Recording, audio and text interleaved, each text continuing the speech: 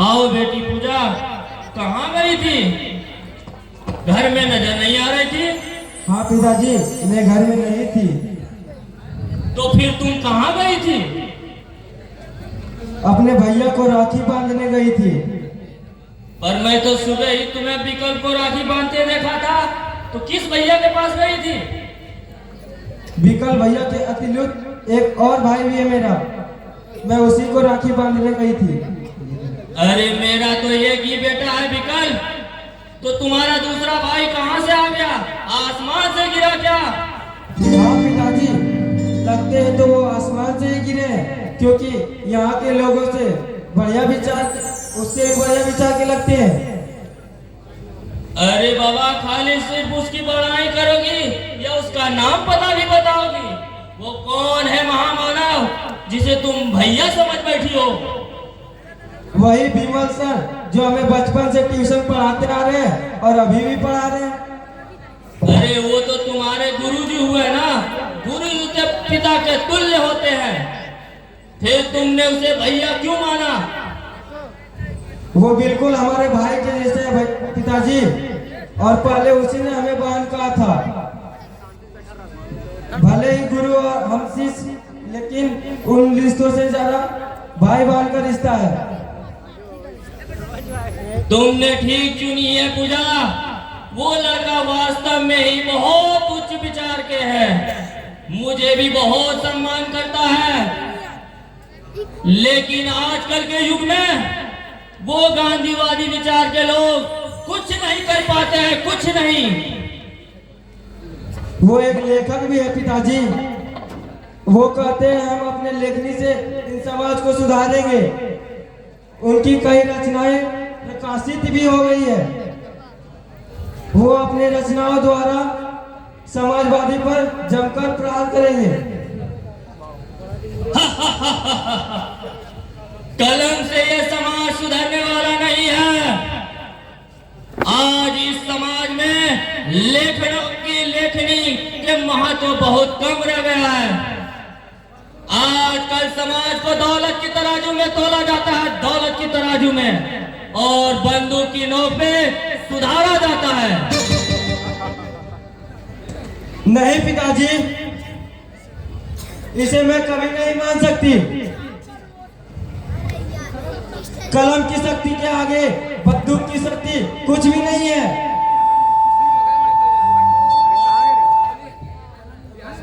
कलम में इतनी शक्ति है कि वो देश में क्रांति फैला सकते हैं, और बंदूक में इतनी शक्ति है कि क्षण में देश को जला सकती है। जितना से कठिन किसी को जिंदगी देना,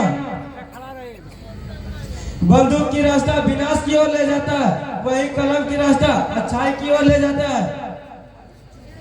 तुम अभी बच्ची हो पूजा, तुम्हें दुनिया को भी अच्छी तरह से तुम नहीं जानती हो। दुनिया में पूजा उसी की होती है जो लोगों को लूटता है। मांगने वाले पे थूकती है ये दुनिया, और छीनने वाले को सलाम करती है ये दुनिया। ये आपका सोच बिल्कुल गलत है पिताजी। इंसान को अपनी मेहनत पे भरोसा करना चाहिए। कैसा इंसान? इस नागराज के डायरी में कोई इंसानियत शब्द का नहीं है। नागराज उस जहरीले नाग की तरह है जो सामने आने पे अपने बाप को भी डस लेता है।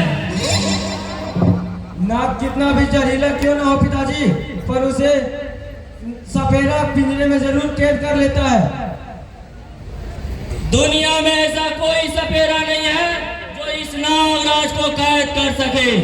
मेरी एक फूंकार से दुनिया में तबाही मच जाएगी, तबाही। ये आप नहीं, बल्कि आपका भीतर का अहंकार कह रहा है पिताजी। जिस दिन आपके अंदर का अहंकार बाहर निकलेगा, उस दिन आपको पता चलेगा। दुनिया को तो मैं बहुत पहले से ही जानता हूं। तुम्हें अभी राजनीति की जानकारी नहीं है। तुम नहीं जानते हो कि दौलत के लिए लोग क्या क्या करते हैं। मैं सब कुछ जानती हूँ पिताजी, बल्कि कह नहीं पाती हूँ।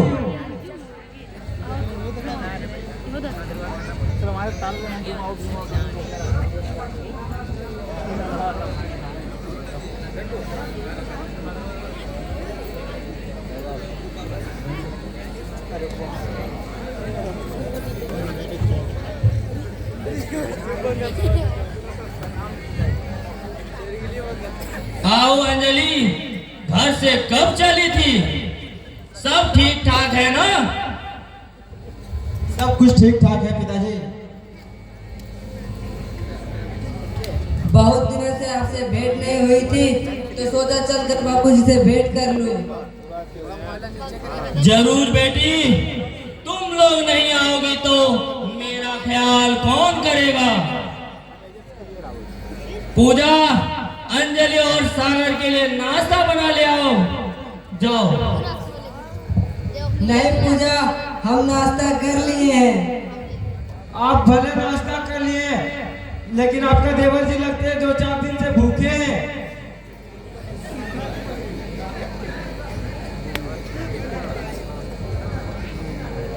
अरे बाबा, नाश्ता ही लाना है तो जाओ ना, लेकर आओ। पूछ क्या रही हो? देख लिया ना दीदी, आपके देवर से आपकी चाल। हमने कही थी ना 2-4 दिन से भूखे होंगे। पेटू कहेंगे। ये मामला तुम्हारे और सागर का है, तुम दोनों समझो, मैं बीच में क्यों पढ़ने जाऊं? पूजा, तुम केवल बहस ही करोगी कि नाश्ता भी बनाने जाओगी? जाओ, नाश्ता बना के लेके आओ। जी पिताजी, जाती हूँ।